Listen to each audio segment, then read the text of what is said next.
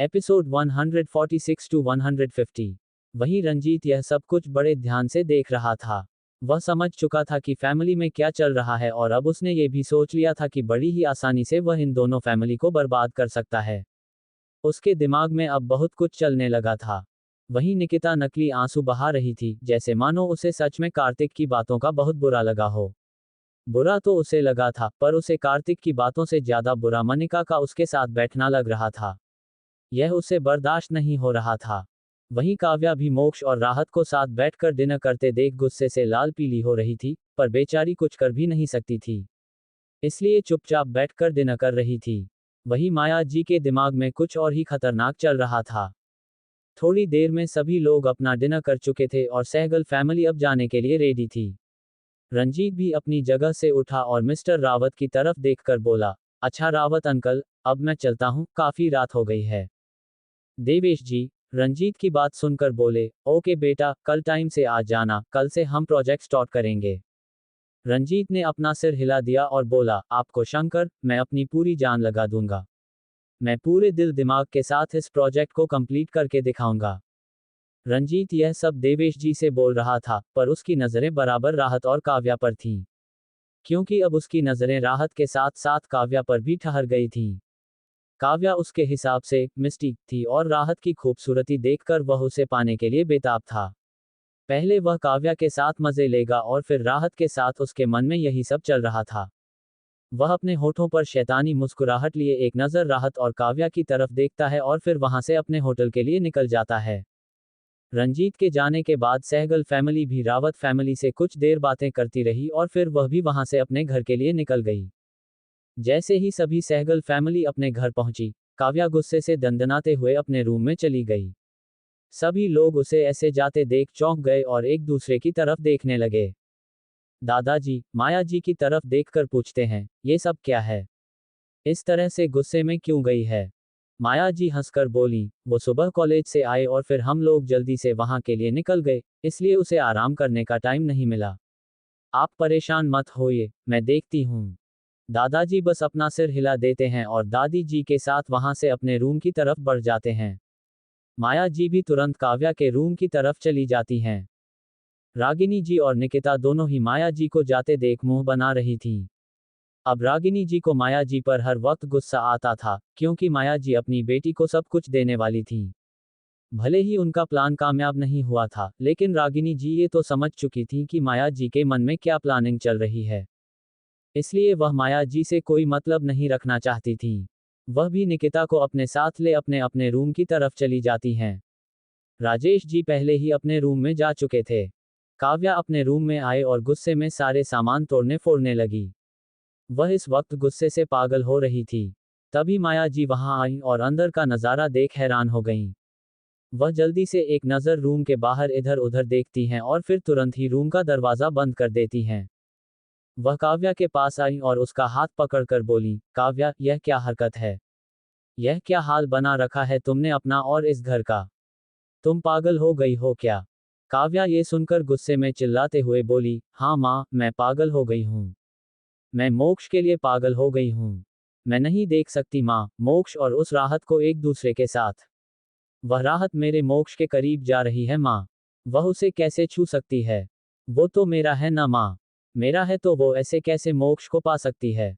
माँ, मुझे मोक्ष चाहिए। माँ, मुझे सिर्फ मोक्ष चाहिए। मैं राहत को उसके साथ बर्दाश्त नहीं कर पा रही, मैं पागल हो जाऊंगी माँ। ये कहते हुए वह कसकर अपने बालों को नोचने लगी। माया जी बड़े ही गौर से अपनी बेटी को देख रही थीं। उनकी बेटी सच में मोक्ष के लिए अब धीरे धीरे पागल होने लगी थी, जो माया जी से सहन नहीं हो रहा था। काव्या एक बार फिर से सामान तोड़ने फोड़ने लगी और अपने बालों को नोचने लगी। वह पागलों की तरह रिएक्ट कर रही थी।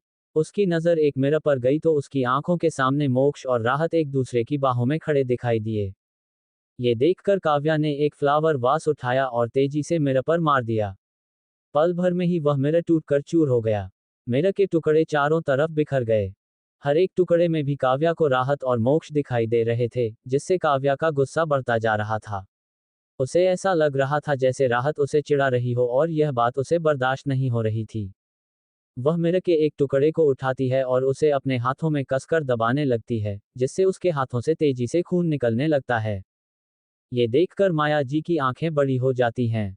वह जल्दी से काव्या के पास आती हैं और उसके हाथ को पकड़कर कांच के टुकड़े को जमीन पर फेंकते हुए बोली, काव्या, होश में आओ बेटा, यह पागलपन बंद करो। इस तरह से तुम मोक्ष को नहीं पा सकती, बल्कि ऐसी हरकतें करती रही तो मोक्ष तुमसे और दूर चला जाएगा, और राहत इन सब का फायदा उठाएगी। क्या तुम चाहती हो, बेटा, कि मोक्ष तुमसे हमेशा के लिए दूर हो जाए? ये सुनकर काव्या रोते हुए बोली, तो मैं क्या करूं माँ? मैं क्या करूं? कैसे मोक्ष को पाऊं? उसके लिए मैं हर चीज करती हूं, पर मोक्ष मेरी तरफ देखता ही नहीं। न जाने उस राहत ने क्या जादू कर दिया है मेरे मोक्ष पर। वह बिल्कुल बदल गया है। उसे देखकर तो लगता ही नहीं कि यह वही मोक्ष है जो मेरी केयर करता था। माया जी अपनी बेटी की सारी बातें गौर से सुन रही थीं। हालांकि उन्होंने भी यह नोटिस किया था कि मोक्ष पहले से बहुत बदल गया है, पर फिर वह सोचने लगी कि जरूर राहत ने मेरी बेटी के खिलाफ मोक्ष को भड़काया होगा।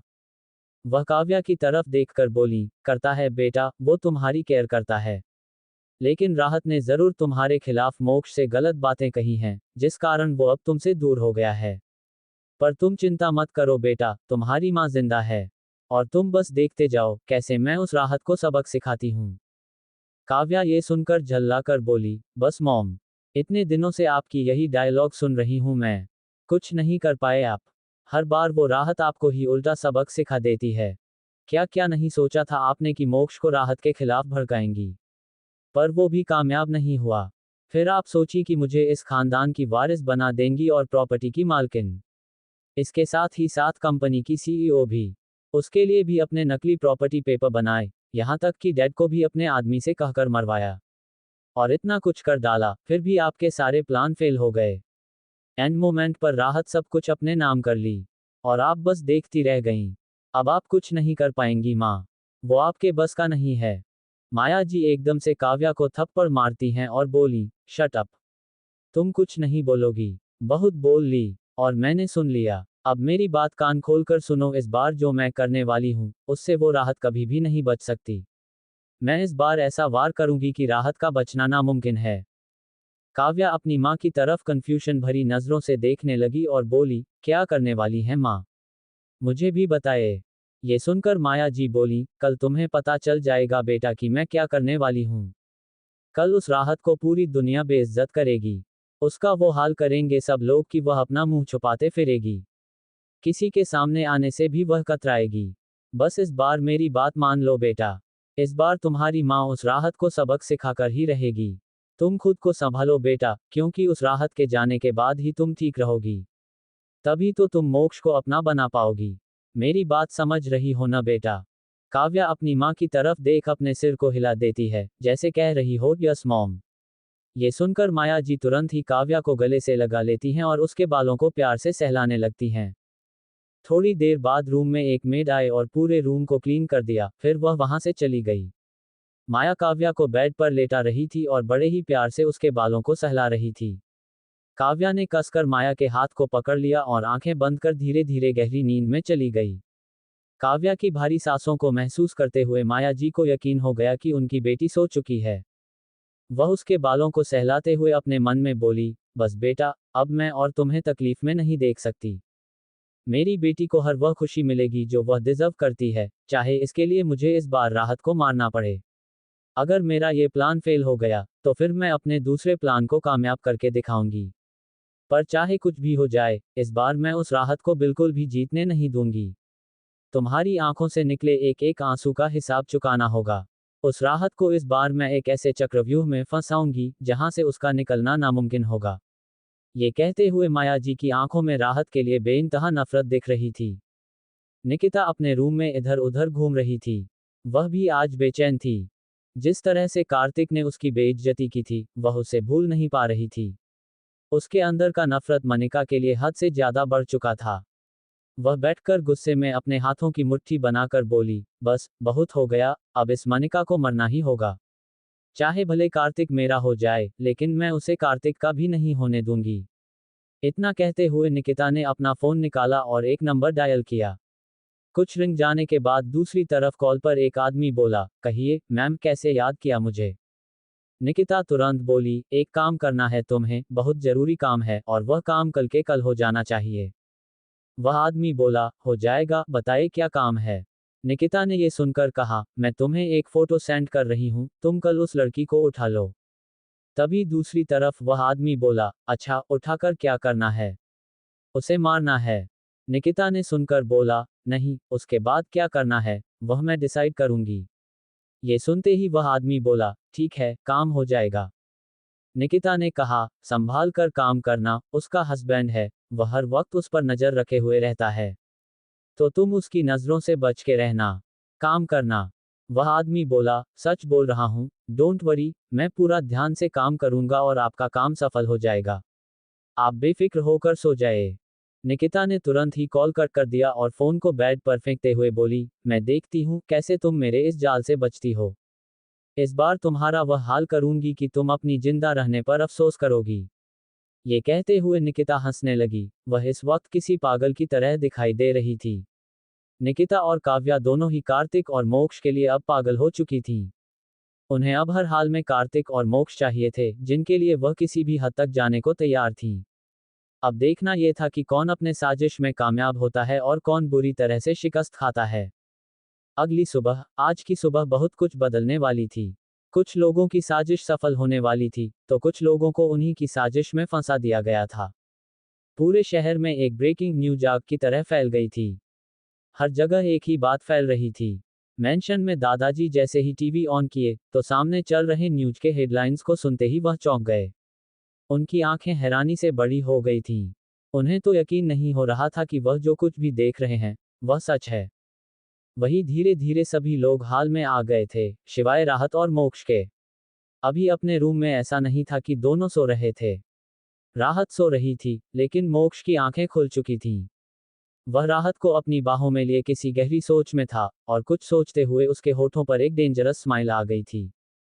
दादाजी अभी न्यूज़ देख रहे थे, वहीं दादी जी भी ये देखकर बोली, क्या हो गया? क्या इस सब में उसका हाथ था? यानी विजय बेटा की मौत कोई एक्सीडेंट नहीं, उसका मर्डर हुआ था। ये सुनकर दादाजी बोले, मुझे भी कुछ समझ नहीं आ रहा, आखिर न्यूज़ में बताने की कोशिश क्या की जा रही है? आखिर कौन है इन सब के पीछे? तभी वहां पर बाकी फैमिली मेंबर भी आकर बैठ गए। सरिता जी ने न्यूज़ देखी तो बोली, हे राम, ये सब क्या है? क्या एक बेटी ने अपने बाप को ही मार दिया? सरिता जी की बात सुनकर सभी उनकी तरफ देखने लगे। देवेश जी गुस्से से बोले, सरिता, अपनी जुबान संभाल कर बोलो। इसमें कुछ क्लियर नहीं बताया जा रहा है, तो तुम इस तरह से क्यों बोल रही हो? जरूर न्यूज़ वालों को कोई गलतफहमी हुई होगी। वही ब्रेकिंग न्यूज़ में ये दिखाया जा रहा था कि कल तक जो लड़की अपने बाप से सख्त नफरत करती थी, उसके नाम को भी अपने साथ नहीं जोड़ती थी, आज वही लड़की अपने ही बाप की प्रॉपर्टी पर अपना हक जमा रही है। अब तक जो उनके घर में जाना तक नहीं चाहती थी, उनके ऑफिस में कदम तक नहीं रखती थी, यहाँ तक कि दुनिया में कोई नहीं जानता था कि विजय सहगल के दो और बेटियां भी हैं। आज वही दोनों बेटियां विजय सहगल की मौत के बाद सबके सामने आई हैं और अपना हक ले रही हैं।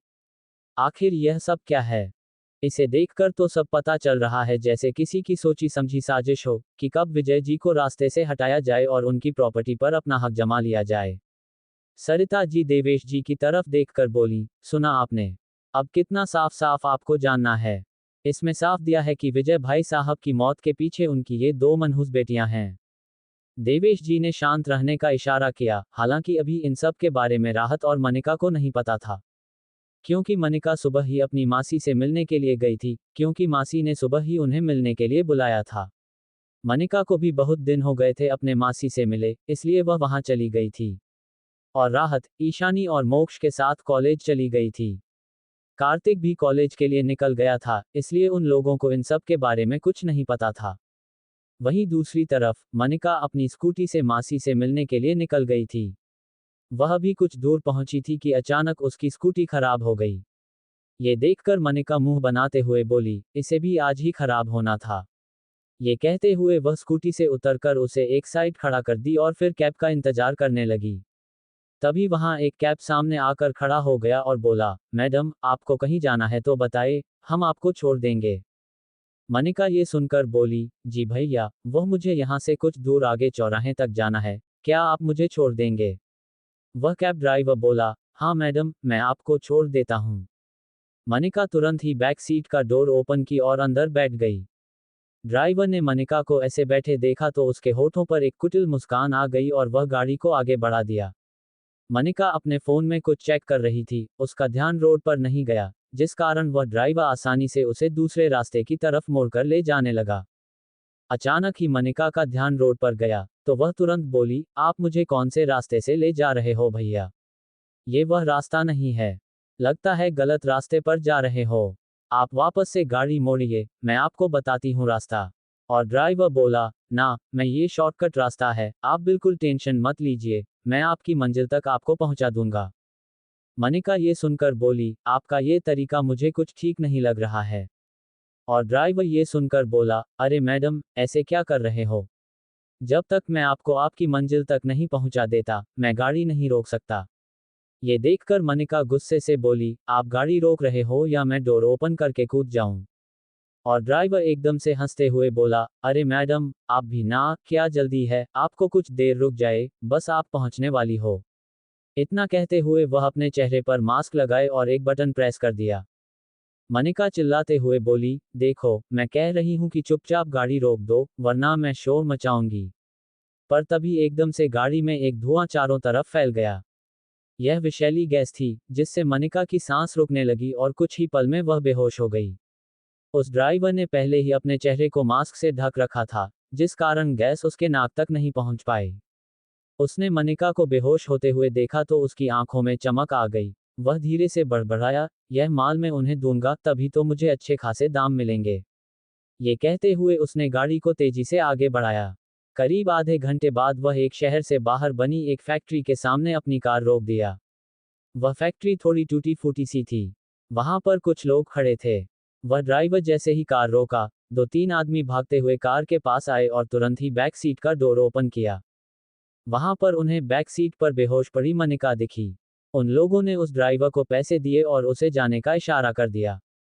और फिर मनिका को अपने साथ लेकर टूटी फूटी फैक्ट्री के अंदर चले गए। वह सभी अपनी गंदी नजर से मनिका को देख रहे थे। मनिका, जिसने आज साड़ी पहन रखी थी, जिससे उसका गोरा रंग और भी ज्यादा खिलकर सामने आ रहा था। मनिका को ऐसे देखकर उन सब के मन में हवस की भावना जाग रही थी। वह सब बड़े ही गंदे तरीके से अपने सीने पर हाथ घुमाते हुए एक दूसरे से बोले, क्या कमाल की लड़की है यार। बस एक बार मौका मिले तो इसकी खूबसूरती का रस पी जाऊं। वहीं दूसरा बोला, सच में, इसे जब गोद में लिया था तो मेरी भी सांसें अटक गई थीं। मन तो कर रहा था कि अभी से बिस्तर पर ले जाऊं, इसकी खूबसूरती को बुरी तरह से मसल दूं। ये कहते हुए वह सब वहीं चेयर पर बेहोश पड़ी मनिका को देख रहे थे। तभी वहां पर एक दूसरा आदमी आया जो कि उन सब का लीडर था। वह सबकी तरफ देखते हुए बोला, अभी अपने ये गंदे ख्याल अपने दिमाग में ही रखो। जब तक मैडम का ऑर्डर नहीं आएगा, हम कुछ नहीं कर सकते। वह लड़का बोला, बॉस जल्दी करो ना, सब्र नहीं हो रहा है। इसे ऐसे देखकर मैं खुद पर कंट्रोल नहीं कर पा रहा। उस लड़के का बॉस बोला, सब्र तो मुझे भी नहीं हो रहा। मेरे अंदर भी आग लगी हुई है और इस आग को तो ये लड़की ही बुझाएगी।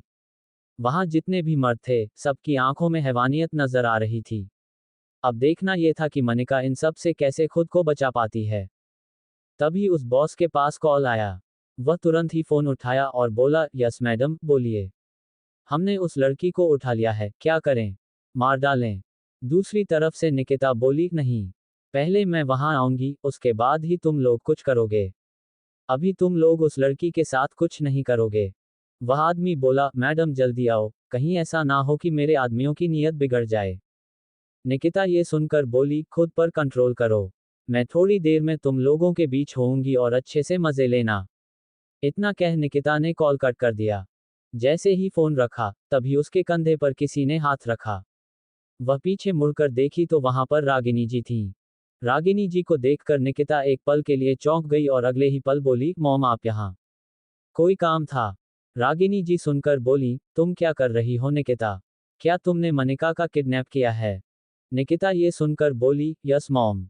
बहुत हो गया, अब मैं और नहीं बर्दाश्त कर सकती। मुझे मेरा कार्तिक चाहिए। रागिनी जी बोली, हाँ, मैं मानती हूँ कि तुम कार्तिक से प्यार करती हो। पर बेटा, चाहे कुछ भी हो, वह तुम्हारी बहन है। निकिता ये सुनकर बोली, आप कब से उसे मेरी बहन मानने लगी? और वैसे भी मॉम, मैं उसे अपनी बहन नहीं मानती। वह सिर्फ और सिर्फ मेरी सौतन है और मेरी सबसे बड़ी दुश्मन जिसने मेरे प्यार पर अपना कब्जा जमा रखा है। अब मैं अपने कार्तिक को अपना बनाकर रहूंगी। पर उससे पहले इस मनिका को हमेशा के लिए हम दोनों के बीच से हटा दूंगी। ये कहते हुए निकिता तुरंत वहां से चली गई। रागिनी जी, निकिता को जाते हुए देख रही थीं और मन ही मन सोच रही थीं कि निकिता कुछ गलत ना कर दे। कहीं ऐसा ना हो कि वह मुसीबत में आ जाए। उन्हें अभी भी अपनी बेटी की पड़ी थी। इस बात का उन्हें ध्यान नहीं था कि उनकी बेटी किसी लड़की की जिंदगी बर्बाद करने जा रही है। वहीं निकिता जल्दी जल्दी में मेंशन से बाहर निकली और जैसे ही वह कार की तरफ जाने लगी, एकदम से वह किसी से टकरा गई। वह गुस्से में बोली, हाउ डेयर यू, देखकर नहीं चल सकती। इस वक्त उसके सामने कोई और नहीं राहत थी। अचानक से टकराने के कारण राहत के हाथ निकिता के हाथ पर चले गए थे। वहीं निकिता के मन में अभी यह चल रहा था कि मुझे जल्दी से जल्दी यहाँ से जाना होगा और जाकर देखना होगा कि वह सब उस मनिका को किडनैप किया भी है या नहीं।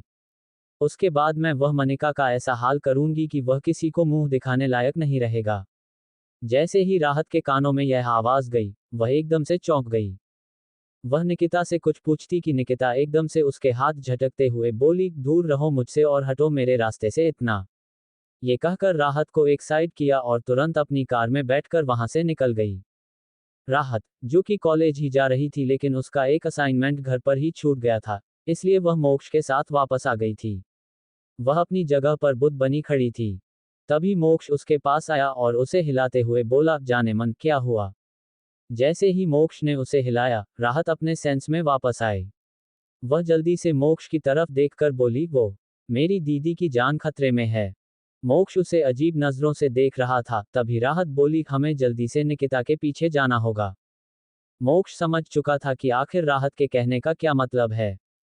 वे दोनों जल्दी से ही कार में बैठे और वहां से तेजी से आगे बढ़ गए। मोक्ष कुछ दूरी पर ही अपनी कार को ले गया था और वह निकिता के पीछे पीछे ही अपनी कार ड्राइव कर रहा था। निकिता फुल स्पीड में कार बढ़ा रही थी। राहत कार में बैठी हुई डरे हुए आवाज में बोली, दीदी ठीक तो होगी ना। इतना कहते हुए राहत ने फोन निकाला और एक नंबर डायल करने लगी। वह मनिका को कॉल कर रही थी लेकिन उसका फोन नहीं लग रहा था, जिससे वह और भी ज्यादा घबरा गई। उसकी आंखों से अब आंसू निकलने लगे थे।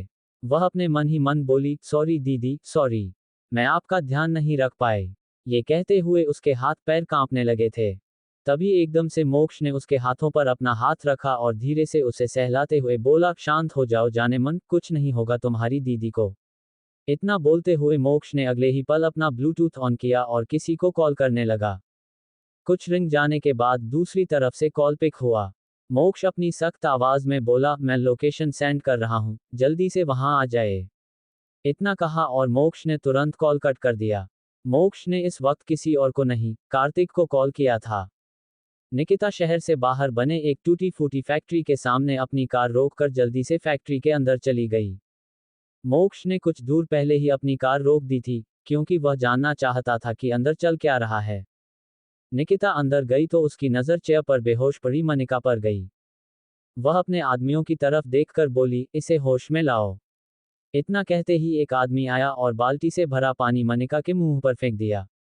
अगले ही पल मनिका एक झटके में होश में आ गई। वह हिलने डुलने लगी, पर उसके हाथ और पैर बंधे होने के कारण वह हिल भी नहीं पा रही थी। वह अपनी आंखें बड़ी कर सामने की तरफ देखी तो वहां निकिता खड़ी थी। निकिता मनिका को देखकर बोली, क्या हुआ। अपनी ऐसी हालत देखकर घबरा गई। मनिका निकिता की तरफ देखकर बोली, ये क्या हरकत है निकिता, खोलो मेरा हाथ, यह क्या पागल वाली हरकत कर रही हो तुम। निकिता ये सुनकर बोली, मैं पागल वाली हरकत कर रही हूँ। और जो तुम इतने दिनों से मेरे कार्तिक के करीब जा रही हो, उसे अपना बनाने का हर प्रयास कर रही हो, वह क्या है। हाँ, वह सब कुछ नहीं है। मैं ऐसे नहीं छोड़ सकती तुम्हें। तुम्हारी हिम्मत भी कैसे हुई मेरे कार्तिक के करीब जाने की। इतना कहते हुए निकिता आगे बढ़ी और मनिका के बालों को कसकर पकड़ लिया। मनिका दर्द से कराह उठी। वह अपनी कांपती हुई आवाज में बोली, छोड़ो मुझे, दर्द हो रहा है निकिता। क्या तुम सच में पागल हो गई हो। निकिता ये सुनकर बोली, हाँ, मैं पागल हो गई हूँ। मैं अपने कार्तिक के प्यार में पागल हो गई हूँ। और आज मैं तुम्हें अपने और कार्तिक की लाइफ से हमेशा के लिए दूर कर दूंगी। बहुत घमंड है न तुम्हें अपनी इस खूबसूरती का। आज इसी खूबसूरती का मजा मेरे आदमी लेंगे। ये कहते हुए निकिता ने पीछे खड़े आदमियों की तरफ इशारा किया, जो अपनी आंखों में हवस लिए मनिका को ही देख रहे थे। ये देखकर मनिका डर गई और कांपती आवाज में बोली, नहीं निकिता, तुम ऐसा कुछ नहीं करोगी। तुम मेरे साथ ऐसा कुछ नहीं कर सकती। मैं तुम्हारी बहन हूं। मनिका की बात सुनकर निकिता बोली, बहन माय फुट, तुम मेरी बहन नहीं हो। मैं तुम्हें कभी अपनी बहन मानती ही नहीं। तुमने सिर्फ और सिर्फ मेरे प्यार को मुझसे छीना है और तुम सिर्फ मेरी सबसे बड़ी दुश्मन हो, जिसे आज मैं अपनी लाइफ से हमेशा के लिए बाहर फेंकूंगी। इतना कहते हुए उसने एकदम से मनिका के बालों को छोड़ दिया, जिससे मनिका एक बार फिर दर्द से कराह उठी। उसकी आंखों से आंसू गिर गए थे। वह एक बार फिर निकिता से बोली, नहीं निकिता, तुम ऐसा मेरे साथ नहीं कर सकती। मनिका की बात को इग्नोर करते हुए निकिता ने अपना एक हाथ सामने खड़े आदमी की तरफ बढ़ाया, तो उस आदमी ने निकिता के हाथ में एक इंजेक्शन पकड़ा दिया। निकिता उस इंजेक्शन को देखते हुए मनिका से बोली, तुम चिंता मत करो मनिका, ये सब तुम्हारे साथ मजे लेंगे तो तुम्हें कोई प्रॉब्लम नहीं होगी। सच कहूं तो तुम एंजॉय करोगी। निकिता की बात सुनकर मनिका की आंखें बड़ी हो गईं। वह इस तरह निकिता की तरफ देखकर बोली, क्या मतलब है तुम्हारा? और ये कैसा इंजेक्शन है? क्या तुम ये मुझे लगाओगी? नहीं निकिता, तुम ऐसा नहीं कर सकती। निकिता ये सुनकर बोली, मैं ऐसा ही करूंगी। और इस इंजेक्शन के बाद तुम स्वर्ग की यात्रा करोगी। यकीन मानो मनिका, इसके बाद तुम्हें वह मजा मिलेगा जो तुम्हें आज तक कभी नसीब नहीं हुआ। मुझे अच्छे से पता है तुम्हारे और कार्तिक के बीच कभी कुछ हुआ ही नहीं। हाँ, शायद एक बार हुआ, जिस कारण मेरा कार्तिक तुम्हारी तरफ झुक गया, वह भी नशे के कारण। वह तुम्हारे करीब आया था, पर दोबारा वह कभी तुम्हारे करीब नहीं आया। ये बात मैं अच्छे से जानती हूँ। लेकिन जब यह इंजेक्शन तुम्हें लगेगा, तो तुम्हें वो सारे सुख मिलेंगे जिन सुखों से तुम आज तक वंचित रही हो। अब तुम मेरी इतनी प्यारी बहन हो, तो तुम्हारी खुशी के लिए मैं इतना तो कर ही सकती हूं ना, मेरी प्यारी बहना। इतना कहते हुए निकिता ने मनिका के गाल पर हल्का सा थपथपाया और अगले ही पल वह इंजेक्शन मनिका के हाथ की तरफ बढ़ा दिया। मनिका अपने गर्दन को नामे हिलाते हुए बोली, नहीं निकिता, प्लीज ऐसा मत करो, प्लीज, तुम गलत कर रही हो निकिता, प्लीज। आह, एकदम से मनिका के मुंह से चीख निकल गई। निकिता ने मनिका के बाजू पर वह इंजेक्शन लगा दिया था। फिर निकिता अपने आदमियों की तरफ देखते हुए बोली, it's your time now, start your playing. अब तुम लोग अपना अपना काम स्टार्ट करो और अच्छे से मजे लो। मैं बाहर तुम लोगों का इंतजार कर रही हूँ। जैसे ही निकिता ये बोली, तो सारे आदमी अपने शर्ट के बटन खोलने लगे। मनिका उन सबको अपनी तरफ आते देखकर रोते हुए बोली, नहीं, प्लीज मेरे करीब मत आना, प्लीज, मैं शादीशुदा हूँ। मैं अपने कार्तिक को क्या मुंह दिखाऊंगी? प्लीज, मैं तुम लोगों के हाथ जोड़ती हूँ, प्लीज मेरे पास मत आना। इतना कहते हुए उसकी आंखों से लगातार आंसू गिर रहे थे। निकिता उसे देखकर हंसते हुए बोली, enjoy your day my sister. इतना कहते हुए जैसे ही निकिता जाने लगी, तभी एक धनम की आवाज के साथ फैक्ट्री का दरवाजा खुला। सभी ने सामने देखा तो वहां पर मोक्ष और राहत खड़े थे। उन्हें देखकर निकिता चौंक गई और हैरानी से उनकी तरफ देखकर बोली, मोक्ष, राहत, तुम दोनों यहाँ। राहत आगे बढ़ी और निकिता के गाल पर एक जोरदार थप्पड़ मारते हुए बोली, तुम्हारी हिम्मत भी कैसे हुई मेरी दीदी के साथ कुछ गलत करने की? तुमने मेरी दीदी का किडनैप कराया। इतना कहते हुए उसने एक और थप्पड़ निकिता के गाल पर मारा, जिससे निकिता गुस्से से बोली, हाँ कराया। मैं तुम्हारी दीदी से नफरत करती हूँ। मैं उससे और तुमसे भी। और अच्छी बात है कि तुम भी आ गई। बड़ी बहन के साथ छोटी बहन भी इन लोगों को मुफ्त में मिल जाएगी। वैसे भी तुम और मोक्ष अकेले यहाँ कर क्या लोगे?